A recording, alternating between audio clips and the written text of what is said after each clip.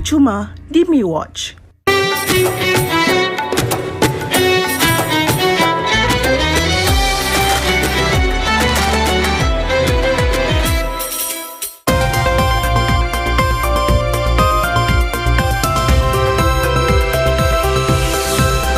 Berita jam 8 malam.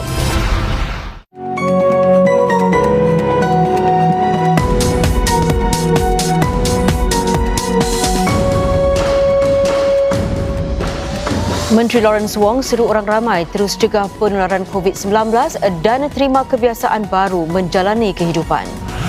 Jumlah kes denggi tahun ini sudah mencecah 10,000 yang tertinggi sejak tahun 2013. Arab Saudi dilaporkan mungkin hanya membenarkan jumlah simbolik jemaah haji menunaikan ibadah itu tahun ini.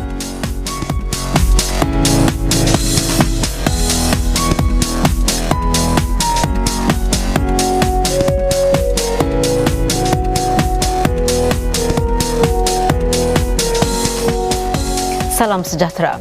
Masyarakat perlu faham bahawa kehidupan seharian selepas tempoh pemutus rantaian jangkitan tidak boleh seperti dahulu. Ini kerana mereka perlu membiasakan diri dengan norma-norma baru bagi membantu negara melawan COVID-19.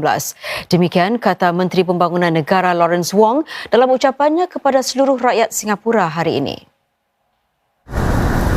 Kini negara berada dalam fasa 1 selepas tamatnya tempoh circuit breaker pada 1 Jun lalu, dan jika keadaan kekal stabil, Encik Lawrence Wong berkata Singapura boleh memasuki fasa 2 sebelum hujung bulan ini.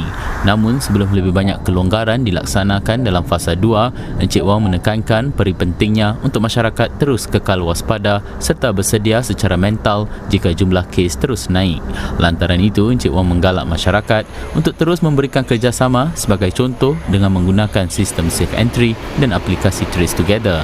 Selain itu, pemerintah, kata Encik Wong, akan terus meningkatkan keupayaan menjalankan ujian supaya jangkitan COVID-19 dapat dikawal semasa proses pembukaan semula ekonomi dan negara.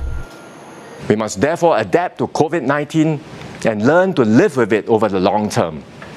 This does not depend upon government actions alone. Every one of us, government, businesses and individuals, must do our part. Dalam pada itu, Encik Wong turut menekankan bahawa cara kehidupan dan bekerja masyarakat perlu berubah seperti aturan kerjanya fleksibel, iaitu bekerja dari rumah dan membahagikan pekerja kepada pasukan yang berbeza-beza. Perkara yang sama juga perlu dilakukan kepada perancangan bandar negara. Ciri-ciri teknologi dalam bangunan, penapisan udara serta usaha pendigitalan perlu diserapkan dalam perancangan. Ini termasuk dormitori pekerja asing yang akan disemak semula serta diperbaiki keadaan tempat tinggal mereka. Dormitori-dormitori baru akan dibina supaya lebih berdaya tahan berhubung risiko jangkitan. Kos bagi perubahan-perubahan besar itu, menurut Encik Wong, akan ditanggung pemerintah melalui belanjawan kecekalan buat masa ini sebelum industri binaan perlu tanggung kos-kos tambahan.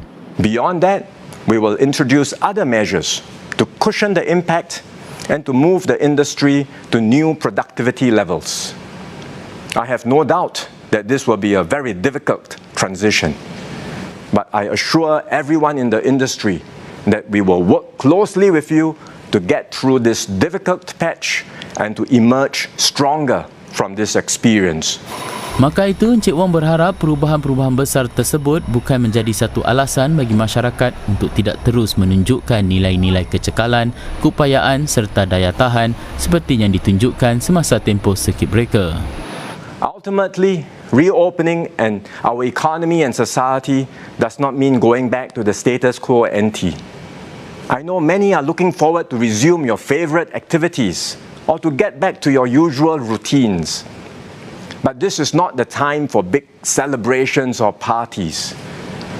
We will all need to adjust our expectations, lifestyles and norms.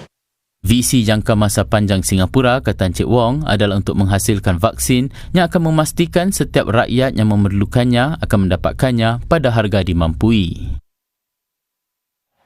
Ucapan Encik Wong dalam bahasa Melayu akan disiarkan di saluran Suria pada 8.30 malam ini. 4 lagi menteri akan menyampaikan ucapan dalam siri siaran nasional itu.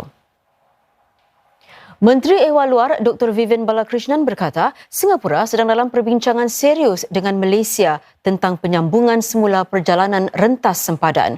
Meskipun sempadan dibuka semula secara perlahan-lahan, ia mesti dilakukan dengan cara yang selamat.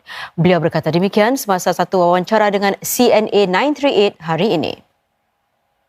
So I can understand, I well understand the desire of Singaporeans and Malaysians to get the opening re-established. But here I do need to inject a note of caution. We are only in the beginning of opening up. COVID-19 remains a clear and present danger. And in fact, it's another reminder of how Malaysia and Singapore, despite issues that may arise from time to time, we need to have open, honest, constructive dialogue and consultation all the time. Dan sedang tempat kerja dibuka semula secara perlahan-lahan, Dr. Balakrishnan turut menggalakkan mereka di Singapura untuk menggunakan aplikasi pengesanan kontak Trace Together sebagai sebahagian daripada langkah-langkah keselamatan.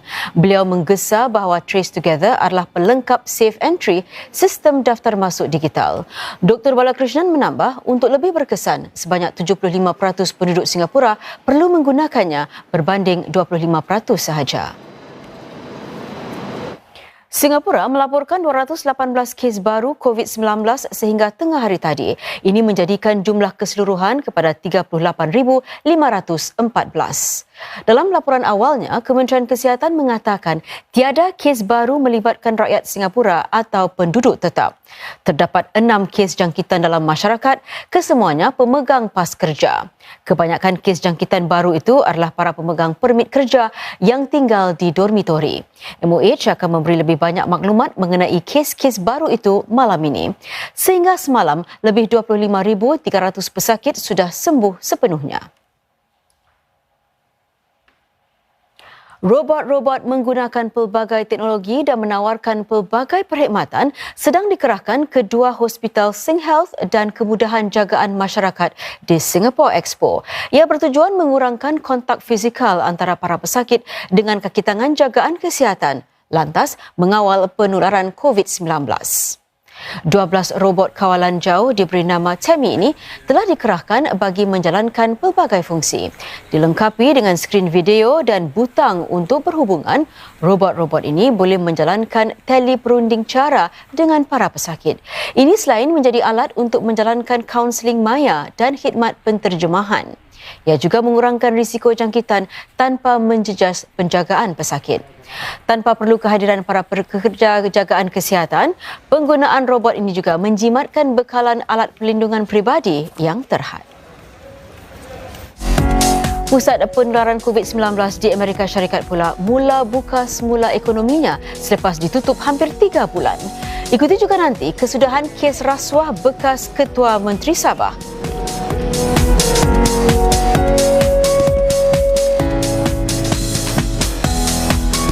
Jimat tenaga dan wang hanya dengan Mitsubishi Electric Starmax Aircon, mudah dibersihkan dan tiada bunyi bising.